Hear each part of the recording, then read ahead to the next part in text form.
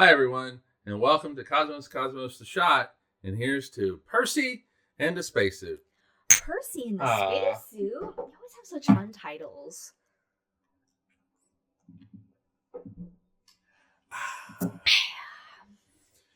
The Perseverance Rover. Percy! Percy, we haven't talked about it in a while. Yeah. You remember when we watched it go up? Yeah. Or when we watched it land. Yeah. That whole thing. Yeah. It was launched on July 30th of 2020 and had a spectacular landing on February 18th of 2021. Wow. And it landed in Jezero Crater. Jezero Crater is a crater that has a diameter of about 28 miles. It's been shown to have a lake and river features. The lake could have supported life. And interestingly enough, I did not know this, but Jezero means lake in Slavic.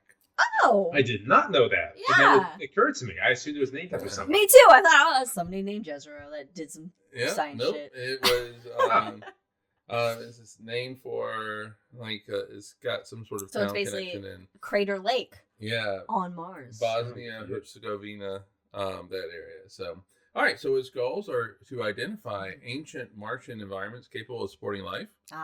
Yeah. Seeking out evidence of former microbial life existing in those environments. Collecting rock samples to store on the Martian surface. They were going to take those samples home, but not anymore. Hey. Testing oxygen production for Martian atmosphere. So and bring in and to boldly go where no rover has gone before. And to boldly go where no rover has gone before. Every rover we send boldly goes to where no rover we sent before. Boldly rove. Boldly rove. But Percy. Yeah. Had a little helicopter with it. Was it ingenious? Yeah. Ingenuity was the first powered flight on another planet with its first, Take that, Wright brothers. With its first flight on April 19th, 2021. Go fuck yourself. So we're coming up on the 4-year anniversary of that. And the 72nd flight was on January 18th, 2024. It was his last one. It landed, broke some rotors, and they retired it. But it was only supposed to do like a few flights. Yeah. And it did 72. All right, but not only is Percy to do all of that, look to the past on Mars. Yeah. It's also looking to the future. It has dreams? Yes, in fact, looking Uh-oh. towards human missions to Mars. Okay. So Mars is not a great environment. No, it's not. No. Neither is Earth right now. Yeah, it's true. It's true. I would take Mars over the Earth. At least we can still breathe here for now. Yeah, so Mars has a lot of really fine dust, and that can get kind of abrasive, and it gets into everything and on everything. It also has perchlorates, which are not good for people. Okay. So you don't want to mess around with that. Also, insane radiation because no atmosphere and the magnetic fields. Right. So just blasted with gamma rays and UV rays and pretty just much. Deadly rays. How would a compass work on Mars besides poorly? Poorly.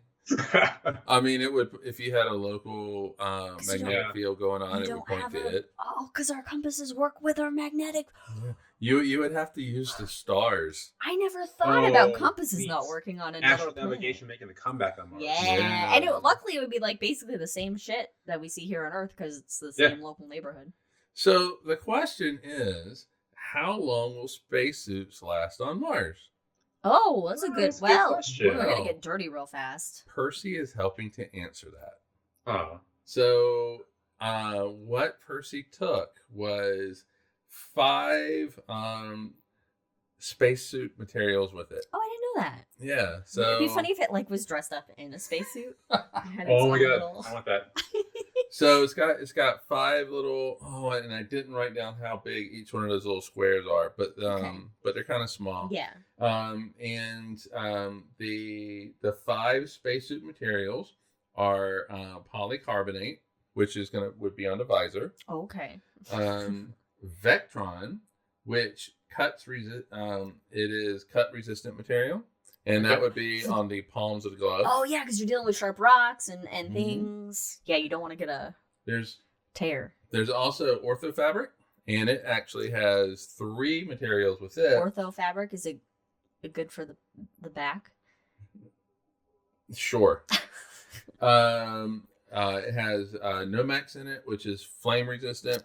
You got to worry about those fires on Mars. Yeah, Gore-Tex, which is waterproof but breathable. Wait. Gore-Tex? Why doesn't it be waterproof?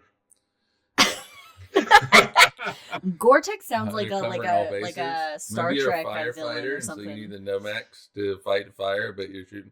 Mark Watney did explode the whole hab with his potatoes. And Kevlar, which is rip resistant and bulletproof. Yes. Watch out for those bullets on Mars. So ortho fabric would be on the legs and arms. Okay. Of the spacesuit. Mm-hmm. There's also Teflon and coated Teflon, which is dust repelling and non-stick properties. Yeah, I was gonna say non-stick. All right. So you can flip your egg. Flip your egg on yourself. And it'll flip the dust off. But that would show up on the forearms of the spacesuits. So that's on what the they're forearms thinking. Only? Yeah. Why? I don't what know. You don't want anything sticking I guess to the it's forearms. like, you put your arm out and this is where you're doing the eggs and bacon. Yeah. You don't want it to stick. Yeah, just make sure you're not using any metal utensils though, because you'll scratch it. Yes. All right. So those are the materials that they're testing, and they're little swatches of these materials. And what they're using Sherlock to test it and see how it changes. What's it stand for? Sherlock stands for Scanning Habitable Environment with Raman and Luminescence for Organics and Chemicals. Solid. But not ramen, is not noodles. Not noodles. A test for ramen on Mars. And so basically, it gets there, looks at, it got there back in February of 2021.